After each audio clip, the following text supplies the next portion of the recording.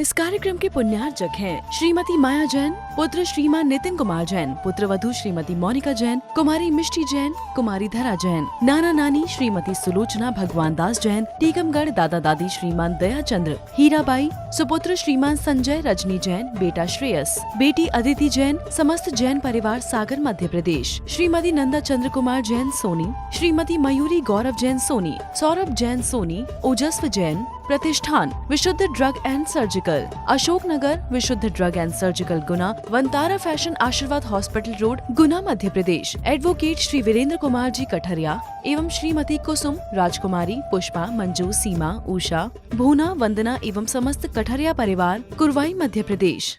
जीने के लिए कुछ सूत्रों की व्याख्या हम सुन रहे हैं। आचार्य भगवंतों ने हम सभी के लिए जो मार्गदर्शन दिया है,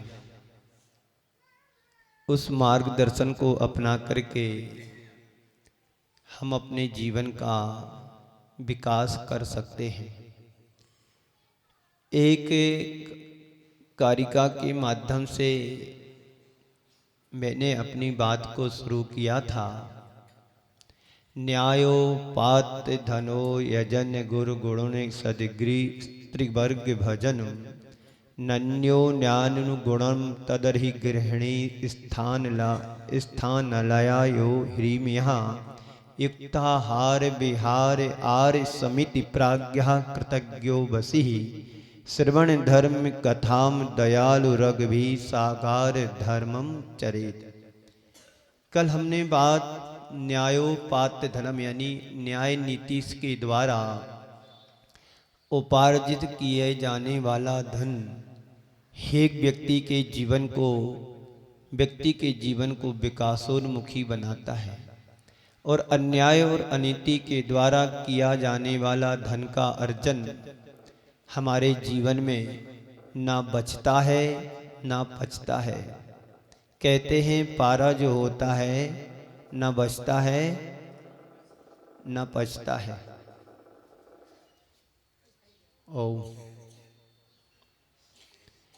उसी बात को आज दूसरे क्रम में हम जाते हैं। गुण ग्रहण का भाव रहे, नित्य दृष्टि ना दोषों पर जावे। आज दूसरा क्रम है गुणों की उपासना कैसे करें। अपने माता पिता के प्रति और गुरुजनों के प्रति हम गुणों की उपासना कैसे करें, उसी संदर्भ में आज आपके बीच में अपनी बात को रखता हूं। एक लुकमान हकीम से किसी ने पूछा, आपने तमीज किससे सीखा?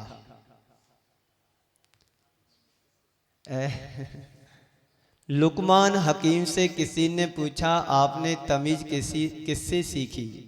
उन्होंने जवाब दिया, बदतमीजों से। उन्होंने जवाब दिया बदतमीजों से। सामने वाले ने बड़े आश्चर्य से पूछा, वह कैसे? भाई तुमने तमीज सीखा तो बदतमीजों सीखा तो कैसे? उन्होंने जवाब दिया, पुनः कहते हैं, मैंने बदतमीजों की प्रवृत्ति को देखा, उनके व्यवहार को देखा, उनके आचरण को देखा, उनकी सारी क्रियाओं को देखा, और मैंने उनसे परहेज करना शुरू कर दिया। परिणाम ये निकला कि मैंने तमीज सीख ली। व्यक्ति के व्यवहार से उसके कुल की पहचान होती है। आचार्य कुंदकुंद महाराज ने कुरल काव्य में कहा है, भूमि की उर्वरा शक्ति की पहचान उसमें बोए गए बीज से मालूम पड़ती है। ठीक वैसे ही व्यक्ति के व्यवहार या कुल का परिचय या पहचान उसके व्यवहार से मालूम होती है। तो ग्रस्त को सद्ग्रस्त बनाने वाले गुणों की चर्चा करते हुए आज हमें दूसरे क्रम में बात करना है, गुणों की उपासना कैसे की जाती है, उसकी चर्चा हमें आप सबके बीच करना है। जैन दर्शन में कहा जाता है कि गृहस्थ गुणों का उपासक होता है, गुणों की उपासना करता है। हमारे जैन दर्शन में मूर्ति की पूजा की बात नहीं की गई, मूर्ति के अंदर विराजमान मूर्तिमान की पूजा करने की बात की जाती है। यानी उनके अंदर गुणों की जो उपासना है, जो गुण उनके अंदर होते हैं, प्रकट होते हैं, उन गुणों की उपासना हमें करना चाहिए।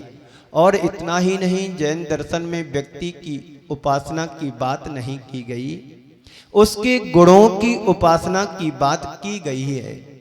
व्यक्ति को कोई नहीं जानता है, व्यक्ति तो सब बाहर से देखने में एक से दिखाई देते हैं, पर व्यक्ति के अंदर के व्यवहार क्या है, उसके अंदर की गुण क्या है, उसकी बात हमारे जैन दर्शन में की जाती है।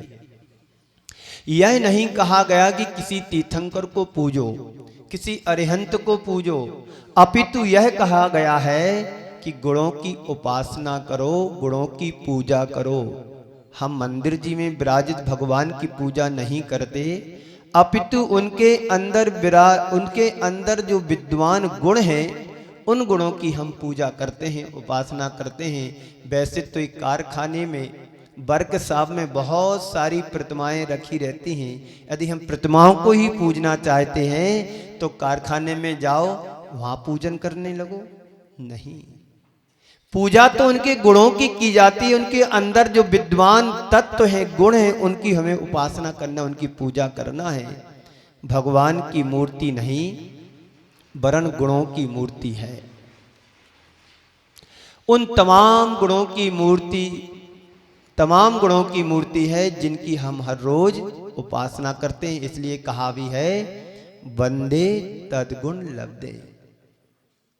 कहा तो यही है, गया है कि हम भगवान की वंदना करते हैं सिर्फ इसलिए कि उनके गुणों की प्राप्ति मेरे अंदर हो, हम उनके गुणों का अनुसरण कर सकें, हम अपनी आत्मा का गुणात्मक परिवर्तन कर सकें।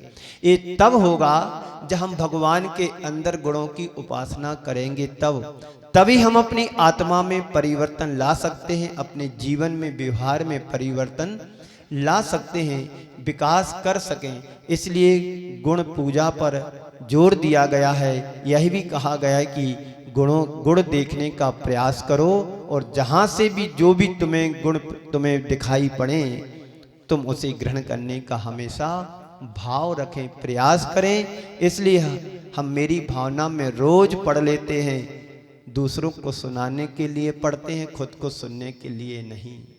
स्वयं पर कितना हम अमल कर पाते हैं, लिखा तो यही है कि गुण ग्रहण का भाव रहे, दृष्टि ना दोषों पर जावे। रोज पढ़ते हैं, बड़े गा के, अनुराग से, राग से पढ़ कर के पढ़ते हैं।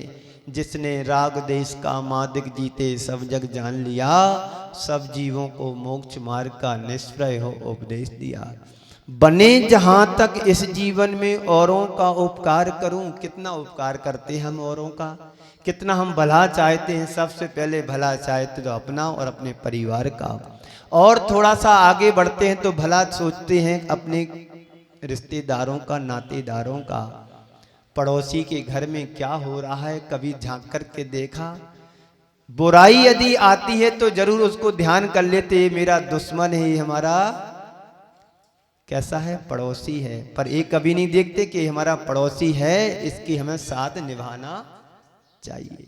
नहीं, तो गुण ग्रहण का भाव रखें, दृष्टि दोषों पर न जावे। आचार्य ने इसी बात को बहुत अच्छे तरीके से रेखांकित करते हुए कहा है, तुम चाहे कितनी भी बड़ी अट्टालिका, महल बना लो, या कोई झोपड़ी हो, पर उसमें प्रवेश करने का एक दरवाजा तो अवश्य होता है। इस संसार में ऐसे तमाम लोग होते हैं, कितना भी अवगुणी क्यों ना हो, पर उसमें एक गुण अवश्य पाया जाता है। ऐसे व्यक्ति बहुत हैं जो देखने में इंसान की तरह दिखते हैं, पर ऐसा नहीं है कि उसमें एक गुण भी ना पाया जाए, कोई ना कोई गुण अवश्य पाया जाता है। संत कहते हैं, गुण ग्राही दृष्टि हमारी होना चाहिए। लेकिन हमारी दृष्टि पर क्या रहता है, कौन सा चश्मा रहता है? एक राग का रहता है, एक द्वेष का रहता है, बेमनस्ता का रहता है, एक दुश्मन का रहता है। हम जैसा चश्मा लगाते हैं वैसा हमें दिखाई देता है। पर संत कहते उस अवगुणी में भी एक ना एक गुण अवश्य निकल सकते हैं, देख सकते हैं।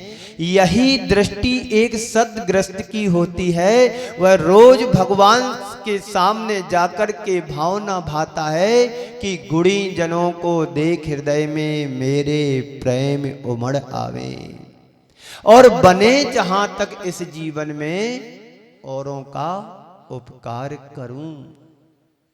करने वाले करते हैं, बड़े दुर्लभ लोग होते हैं, बड़े कम लोग होते हैं संसार में जो दूसरों के बारे में भला सोचते हैं, दूसरों के बारे में अच्छा सोचते हैं। मेरा तो जैसा होना है सो होगा, लेकिन हमारे द्वारा दूसरों का बुरा ना हो।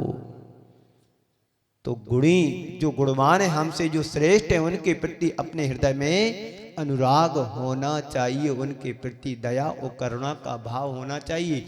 ये भाव नहीं होना चाहिए कि अरे बड़े गरीब हैं, दीन दुखी, इनको चलो सेवा कर दे। नहीं, हमसे श्रेष्ठ जन हैं, जो गुरुजन हैं, जो शिक्षक हैं, जो टीचर हैं, जो हमारे से बड़े हैं, चाहे धन में हो या गुण में हो।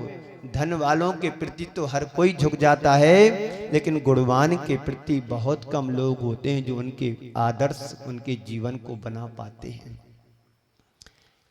तो इस संसार में अच्छाइयां भी हैं तो बुराइयां भी हैं। अच्छाई बहुत कम देखने में आती है, बुराई जल्दी दिख जाती है।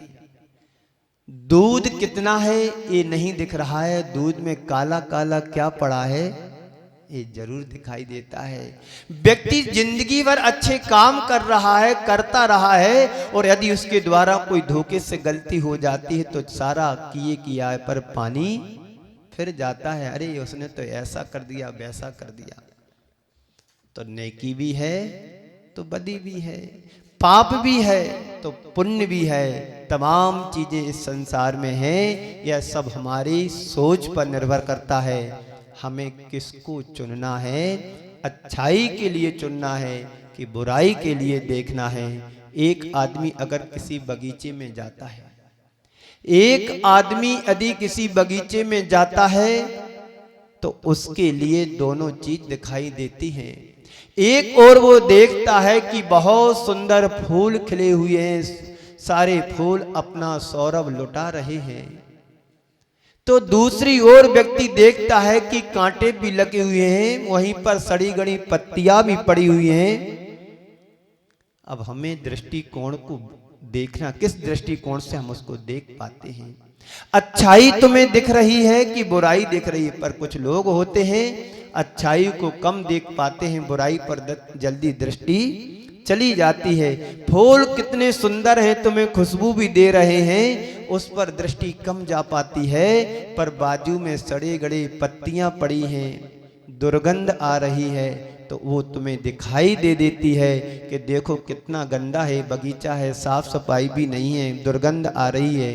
पर ये भी तो देखो कि वहां पर फूल कितने महक रहे हैं।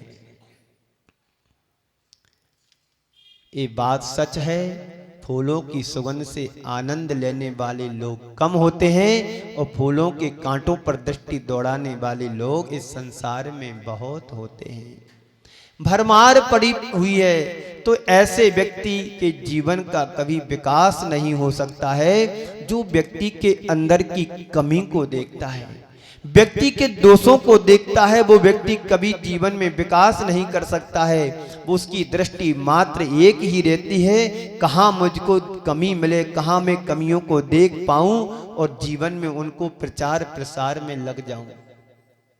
आज के प्रसंग का सार यही है कि संसार की बगिया में सिर्फ फूल को चुनो, कांटों को नहीं। जिस संसार में तुम रह रहे हो वहां पर अच्छाइयां भी हैं तो बुराइयां भी हैं, पुण्य भी है तो पाप भी है, फूल भी हैं तो कांटे भी हैं। पर हमें ये सोचना है, विचार करना है, हमें ध्यान देना है कि संसार की बगिया में फूल को चुनना है कि कांटों के लिए। तो संत कहते हैं तुम फूल को चुनो कांटों को नहीं, सूल को भूल जाओ कांटों को भूल जाओ। यह सब हमारे दृष्टिकोण पर निर्भर करता है। कहावत है जैसी दृष्टि वैसी सृष्टि। हम अपनी दृष्टि को कैसा रख पाते हैं, हम अपनी दृष्टि को कैसा मेंटेन कर पाते हैं। अजी तुम्हारी आंख पर काला चश्मा लगा है तो तुम्हें रुको तो, यदि तुम्हारी दृष्टि में काला चश्मा लगा है तो तुम्हें कहां पर, हरियाली में भी काला दिखाई देगा। और तुम्हारी आंखों में ग्रीन चश्मा लगाता है, रेगिस्तान में भी तुम्हें हरियाली दिखाई दे सकती है। तो जैसा विचार धारा तुम्हारी होती है उसे सब कुछ वैसा ही दिखाई पड़ता है। अगर आदमी के अंदर भला है तो उसे सब भलाई दिखाई देते, और आदमी के अंदर यदि बुराइयां भरी हैं तो उसे हर व्यक्ति के अंदर कोई ना कोई बुराई जरूर दिखाई देती है। और अगर आदमी अंदर से अच्छा है तो सब कुछ उसे अंदर से अच्छा दिखाई देता है। महाभारत का प्रसंग है, हुआ ऐसा, द्रोणाचार्य कौरवों और पांडवों के लिए सरसंधान सिखा रहे थे। द्रोणाचार्य गुरुदेव उनके पांडवों और कौरवों के लिए कुछ शिक्षा दे रहे थे। शाम ढलने को थी, दिन डूबने को था। तो द्रोणाचार्य ने अपने शिष्यों से कहा, दुर्योधन से कहा, किससे कहा? दुर्योधन की प्रवृत्ति अलग थी और युधिष्ठिर की प्रवृत्ति अलग थी। तो उन्होंने दुर्योधन से कहा कि जाओ सामने वाला गांव देख कर के आओ, शाम को विश्राम करना है, वहां के लोग कैसे, वहां का वातावरण कैसा है, जाओ मालूम करके आओ।